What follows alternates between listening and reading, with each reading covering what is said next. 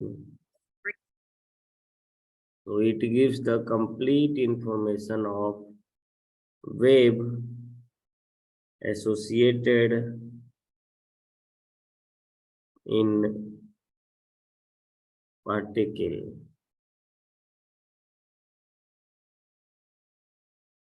It depends upon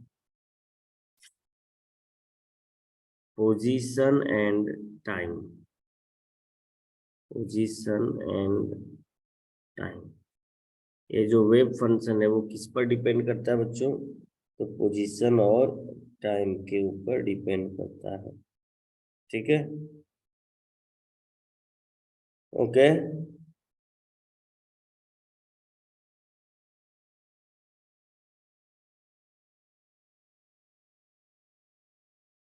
समझ गए ना?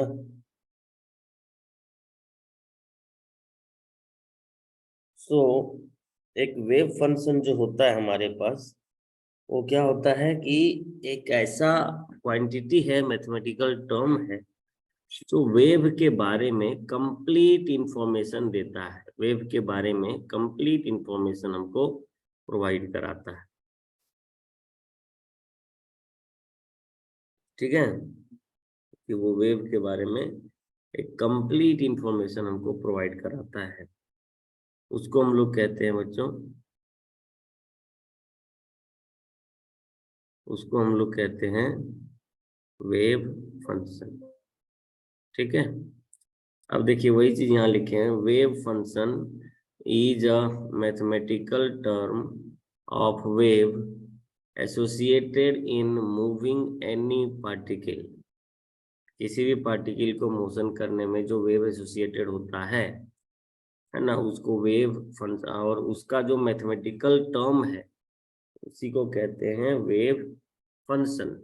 इट गिव्स मतलब ये देता है द कंप्लीट इंफॉर्मेशन, मतलब पूरा डिटेल जानकारी दे सकता है। किसका? तो जो वेव एसोसिएटेड है मोशन के कारण उसका, और ये डिपेंड करता है पोजीशन और टाइम के ऊपर। तो it depends upon position and time. ठीक है, अब हम लोग देंगे यहाँ हेडिंग में फिजिकल सिग्निफिकेंस। अब हम लोग यहाँ पर हेडिंग बनाएंगे फिजिकल सिग्निफिकेंस। ठीक है बच्चों, सो यहाँ पर हम लोग बनाएंगे हेडिंग में physical significance of wave function. ठीक है, सो फिजिकल सिग्निफिकेंस क्या बनेगा हमारे पास?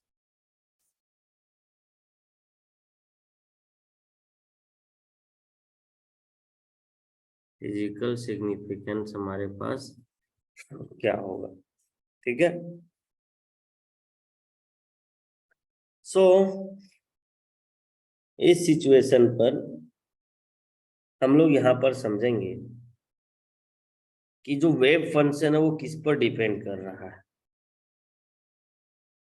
डिपेंड कर रहा है बच्चों, अभी बोले थे हम, पोजीशन पर और टाइम पर। और पोजीशन, पोजीशन का मतलब एक्स पर भी, वाई पर भी, जेड पर भी, और टाइम पर भी ये चीज डिपेंड करता है। तो एक्स, वाई, जेड और टी पर डिपेंड करने वाला ये टोटल जो हमारे पास, इसको हम लोग क्या कहते हैं? वेव फंक्शन कह रहे हैं। ठीक है, तो वेव फंक्शन को डिनोट करते हैं साइन से। ठीक है ना, और जब इसका स्क्वायर करते हैं तो हमको क्या देता है? ये देता है probability of finding the electron. क्या देता है हमको? क्या देता है बच्चों? Probability of finding the electron. समझ गए? सो एज, या लिखेंगे as wave function, wave function psi, और ये किस पर डिपेंड कर रहा है? एक्स पर, वाई पर, जेड पर, टी पर। ठीक है, is related to, is related to probability. किससे रिलेटेड है ये? प्रोबेबिलिटी से रिलेटेड है। ठीक है। सो लेट, मान करके चलते हैं, late sign is the wave function of wave associated to moving the object in moving object। तो मूविंग पार्टिकल लिखते हैं, ज्यादा अच्छा रहेगा, मूविंग पार्टिकल। समझ गए बच्चों? तो यहाँ पर हमने क्या कहा कि साइन जो है क्या है, वेव हमारा फंक्शन है, जो किसमें है, तो wave associated in moving particle. और साइन स्टार जो है वो क्या हो जाएगा, इसका कॉम्प्लेक्स कंजुगेट हो जाएगा। क्या हो जाएगा हमारे पास, कॉम्प्लेक्स कंजुगेट। सो वही लिखेंगे, कॉम्प्लेक्स कंजुगेट है हमारे पास, complex conjugate of sine. Then psi into psi star अगर हम कर दें, ठीक है, तो इसी को लिखते हैं हम लोग क्या, साई का होल स्क्वायर। ठीक है,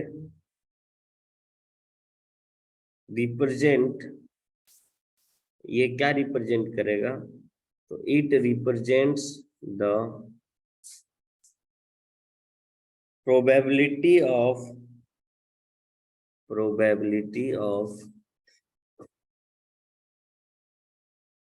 फाइंडिंग द पार्टिकल,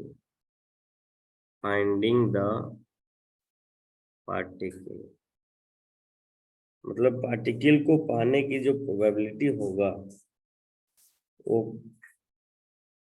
कौन डिनोट करेगा, साइन का स्क्वायर को डिनोट करेगा। तो साइन इंटू साइन स्टार क्या होगा हमारे पास, साइन का स्क्वायर होगा। साइन का स्क्वायर क्या करता है, तो ये रिप्रेजेंट करता है probability of finding the particle. अब इसको ध्यान से समझो, जैसे आपके पास क्या दिया है, एक वेव दिया है, आपके पास क्या दिया है, एक वेव दिया है, और इस तरह का वेव अगर आपको दिया गया है, और इस वेव के अंदर आपको बताना है कि पार्टिकल कहाँ पर है, पोजीशन क्या है पार्टिकल का। तो अगर आपको ये बताना है कि पार्टिकल का पोजीशन क्या है, ठीक है ना, तो इसके लिए हमको क्या करना पड़ेगा, इस वेव फंक्शन को कैलकुलेट करना पड़ेगा, गिवन जो रहेगा वेव फंक्शन। अब उस वेव फंक्शन का क्या करेंगे, कॉम्प्लेक्स कंजुगेट निकाल देंगे, कॉम्प्लेक्स नंबर में पढ़ाया है ना, और इन दोनों को मल्टीप्लाई कर देंगे। जैसे इन दोनों को मल्टीप्लाई करेंगे तो हमको यहाँ मिल जाएगा साइन का स्क्वायर, और साइन का स्क्वायर जो हो जाएगा हमारे पास, वही कहलाएगा बच्चों probability of finding the particle. Probability का मतलब है कि संभावना, पूरा गारंटी नहीं होगा। This will be the probability, just only probability, nothing else. संभावना की उस क्षेत्र में क्या हो सकता है कि पार्टिकल पाए जा सकते हैं। ठीक है, so this represent the probability of finding the particle. Okay, समझ गए, बोलिए। तो इस क्वांटिटी को, जो क्वांटिटी हमारे पास है, the quantity which is psi square is known as, इसी को कहते हैं हम लोग प्रोबेबिलिटी डेंसिटी, इसी को कहते हैं हम लोग प्रोबेबिलिटी डेंसिटी। ठीक है।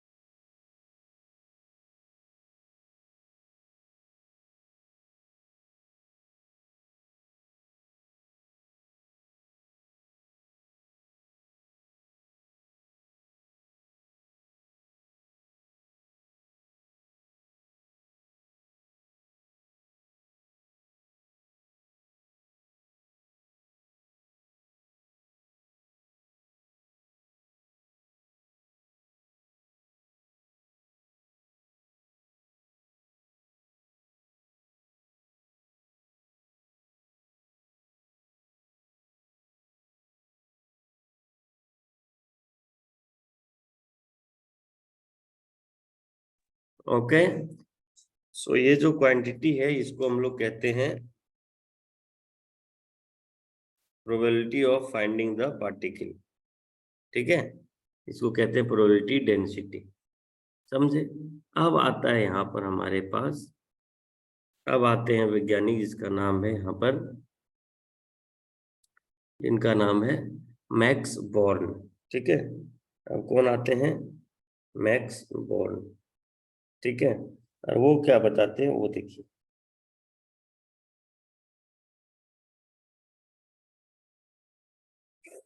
ठीक है, तो मैक्स बॉर्न का जो इंटरप्रिटेशन था वो क्या था? राइट, तो इसको हम लोग ध्यान से समझते हैं। ये था फिजिकल इंटरप्रिटेशन, समझ चुके होंगे आप लोग। अब मैक्स बॉर्न इंटरप्रिटेशन समझ लेते हैं। मैक्स बॉर्न इंटरप्रिटेशन, इंटरप्रिटेशन का मतलब उनका क्या मानना था। ठीक है, इंटरप्रिटेशन, मैक्स बॉर्न इंटरप्रिटेशन। ठीक है ना? सो यहाँ कहते हैं कि मैक्स बॉर्न साहब कहते हैं कि अगर हम क्या करें कि एक ग्राफ बनाते हैं अगर हम लोग, ठीक है, एक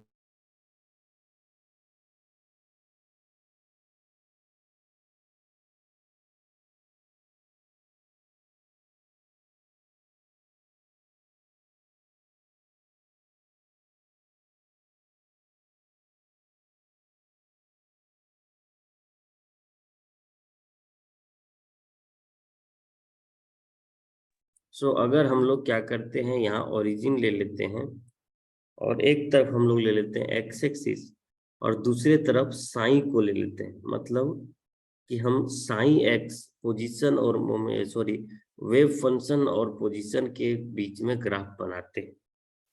तो हमको ये ग्राफ कैसा मिलता है वो देखिएगा। हमको ये ग्राफ मिलता है इस तरीके से। ठीक है, ये बहुत ज्यादा टेढ़ा हो जा रहा है, हमारे पास बन नहीं रहा है। आप लोग सीधा बनाइएगा, ठीक है ना? हमारे पास थोड़ा सा क्या हो रहा है कि यहाँ पर, हाँ चलिए अभी ठीक आया थोड़ा थोड़ा। तो ये आ गया हमारे पास साइन एक्स डी एक्स। ठीक है, अब क्या कहते हैं हमारे पास कि एक आप पोजीशन को सेलेक्ट कीजिए। जैसे ये हम पोजीशन को सेलेक्ट कर लिए इस ग्राफ में, ये पोजीशन को हमने क्या किया, सेलेक्ट कर लिया। तो ये आ जाएगा हमारे पास डी एक्स। ये क्या आ जाएगा हमारे पास, डी एक्स। ठीक है, और ये जब डी एक्स हमारे पास आ जाएगा बच्चों, समझने की आवश्यकता है। ये हमारे पास अगर डी एक्स आ गया तो हम इस साइन एक्स का क्या करेंगे, इंटीग्रेशन निकाल रहे होंगे। साइन एक्स का इंटीग्रेशन निकाल लेंगे साइन एक्स डी एक्स के साथ। तो इंटीग्रेशन अगर हम लोग निकाल दिए कहाँ से कहाँ, जीरो से, या तो ऐसा कीजिए माइनस इन्फिनिटी से इन्फिनिटी अगर इंटीग्रेशन निकाल दिए। क्या किया हमने, माइनस इन्फिनिटी से इन्फिनिटी, मतलब ये जो है ये dx का वैल्यू हम इधर इनफाइनाइट तक लेके जा रहे हैं और इधर माइनस इनफाइनाइट तक लेके जा रहे हैं। और तब अगर हम इसका वैल्यू निकाल दिए और तब हमको पता चला कि इसका वैल्यू कितना आ रहा है, 1 आ रहा है। तो उस सिचुएशन पर जो साइन एक्स होगा वो साइन एक्स नहीं बल्कि वो कहलाएगा, वो साइन एक्स वेव फंक्शन नहीं कहलाएगा जबकि वो कहलाएगा नॉर्मलाइज्ड वेव फंक्शन। ठीक है, क्या कहलाएगा, नॉर्मलाइज्ड वेव फंक्शन, बशर्ते इसका होना चाहिए स्क्वायर टाइप में। समझे? बोलिए, कोई दिक्कत बच्चों? समझ रहे हो, मैक्स बॉर्न साहब ने यही चीज को बताया था। हम्म,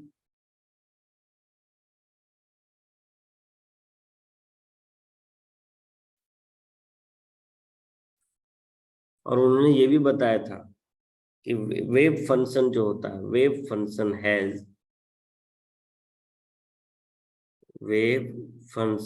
हैज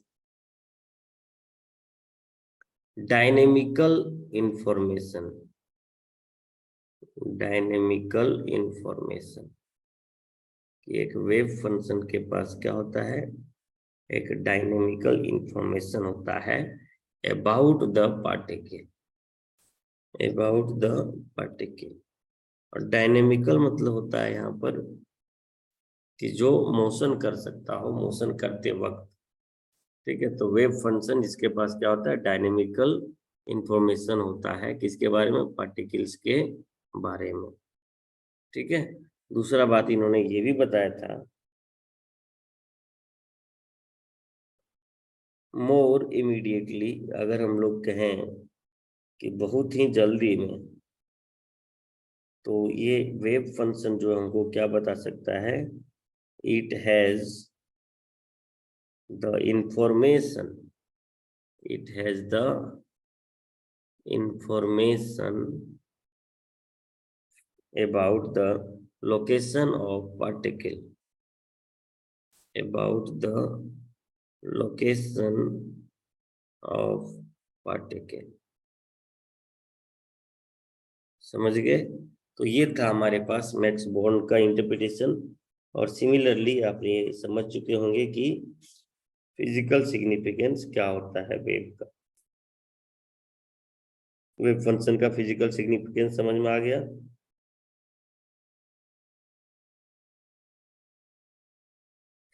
बोलिए बच्चों।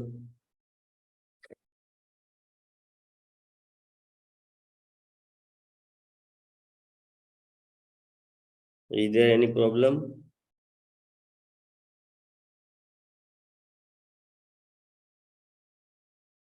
रिप्लाई करोगे? हाँ जी, रिप्लाई आ रहा है, रिप्लाई आ रहा है, समझ गए सर, ओके। तो मैक्स बॉर्न का इंटरप्रिटेशन हमको ये बताता है कि अगर हम sine square into D x को इंटीग्रेशन करें माइनस इन्फिनिटी से इन्फिनिटी तक, इसका मतलब समझ रहे हो कि साइन एक्स का स्क्वायर मतलब प्रोबेबिलिटी, और कहाँ से कहाँ तक, तो माइनस इन्फिनिटी से इन्फिनिटी तक। और ये प्रोबेबिलिटी कितना आ रहा है, 1। और आप लोग पढ़े होंगे गणित में, प्रोबेबिलिटी 1 मतलब क्या, मैक्सिमम प्रोबेबिलिटी। तो कहने का मतलब है कि 1 प्रोबेबिलिटी का मतलब मैक्सिमम है, और ये आ रहा है माइनस इन्फिनिटी से इन्फिनिटी तक। इसका मतलब माइनस इन्फिनिटी और इन्फिनिटी के बीच में कहीं न कहीं पार्टिकल जरूर होगा, और इस चीज को 1 लिख रहे हैं, मतलब मैक्सिमम चांस हम बता रहे हैं, ठीक है। 1 का मतलब आप लोग को पता होना चाहिए कि प्रोबेबिलिटी जो होता है, अगर किसी भी इवेंट का प्रोबेबिलिटी 1 आता है, इसका मतलब क्या है, इसका मतलब सिर्फ एक ही चीज से है, इसका मतलब सिर्फ एक ही चीज से है बच्चों, कि इस इवेंट में, उसमें इस इवेंट में जिस चीज का प्रोबेबिलिटी निकाल रहे हैं वो मैक्सिमम है। तो ये हमारे पास दो तरह का था फिजिकल सिग्निफिकेंस, ठीक है ना। और इसको आई थिंक आप लोगों को समझ में आया होगा। अच्छा, इवन हमारे पास जो श्रोडिंगर का इक्वेशन होगा उसमें भी हम ये बताए हुए होंगे, तो आप लोग उसका टेंशन ना लें। अभी इसको देखिए, यहाँ पर हम लोग इसको बहुत ज्यादा डिटेल में भी यहाँ पर पढ़ेंगे, ठीक है। तो इसके पास भी बताए हुए होंगे हम। तो जब हम श्रोडिंगर का इक्वेशन पढ़ेंगे टाइम डिपेंडेंट और टाइम इंडिपेंडेंट, देखिए यहाँ पर आया ना, physical significance of wave function.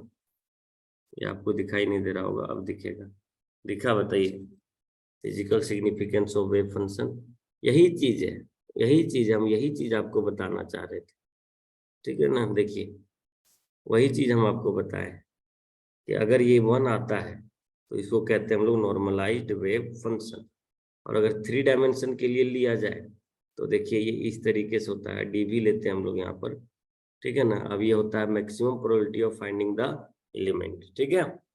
तो यही है, बिल्कुल सेम चीज है, हम यही नोट्स आपका अपलोड करेंगे, उसमें आप लोग उसको समझ जाना। जैसे साइन यहाँ क्या है, एक वेव फंक्शन है, वेव फंक्शन किस फॉर्म का है, तो ए प्लस आई बी, मतलब है ए प्लस आई बी। और इसका मतलब क्या है कि एक कॉम्प्लेक्स नंबर में होता है, और साइन स्टार मतलब कंजुगेट ऑफ वेव फंक्शन। और जब इन दोनों को गुना किए हम लोगों ने, जब इन दोनों को हमने क्या किया, इन दोनों को हमने मल्टीप्लाई किया, तो हमको आ गया इतना, जो कि क्या है, एक रियल क्वांटिटी है, ठीक है। ये क्या है, एक रियल क्वांटिटी है, ठीक है। It is found that psi square known as probability density. Psi square को क्या कहते हैं हम लोग, प्रोबेबिलिटी डेंसिटी। और 1926 ईस्वी में मैक्स बोर्न साहब क्या करते हैं, एक स्टेटिस्टिकल इंटरप्रिटेशन दे देते हैं, स्टेटिकल मीनिंग दे देते हैं, फिजिकल सिग्निफिकेंस मीनिंग दे देते हैं किसका, साई स्क्वायर का। और वो कहते हैं कि probability of finding the particle at any point at given time is proportional to psi square. कहते हैं कि किसी भी पार्टिकल को पाने का जो संभावना होगा किसी भी क्षण में, वो कितना होगा, तो साई स्क्वायर के प्रोपोर्शनल होगा। और अगर हम क्या करें, साई स्क्वायर का वैल्यू बहुत ज्यादा आ रहा है, तो a large value of Sai square at a point means high probability of finding the particle. अगर ज्यादा आ रहा है तो probability of finding the particle क्या होगा, ज्यादा होगा, ठीक है, उसी पॉइंट पर। ठीक है, okay, is there any problem? नहीं ना? तो यही नोट्स को आपको हम यहाँ पर अपलोड करेंगे, जब लेक्चर अपलोड करेंगे तब, ठीक है, समझ लीजिएगा। और इसको बढ़िया से एकदम याद रखिएगा, क्योंकि ये जब भी पूछा जाएगा प्यारे बच्चों, तो ये कभी नहीं पूछा जाता, ये पूछा जाता है मात्र डेफिनेशन में, ठीक है। और अगर नहीं पूछा जाता है तो इसी चीज को सिमिलरली हम लोग क्या करते हैं, श्रोडिंगर इक्वेशन में छाप देते हैं, ठीक है, ताकि क्या हो जाए, श्रोडिंगर इक्वेशन लंबा हो जाए, ठीक है ना। तो यहीं से हम क्या करते हैं, इसको लंबा करने के लिए श्रोडिंगर इक्वेशन को छाप देते हैं, क्योंकि वहां भी हमको वेव फंक्शन का ही करामत पड़ना, ठीक है। सो अभी बताइए, समझ में आया सबको, रिप्लाई करोगे?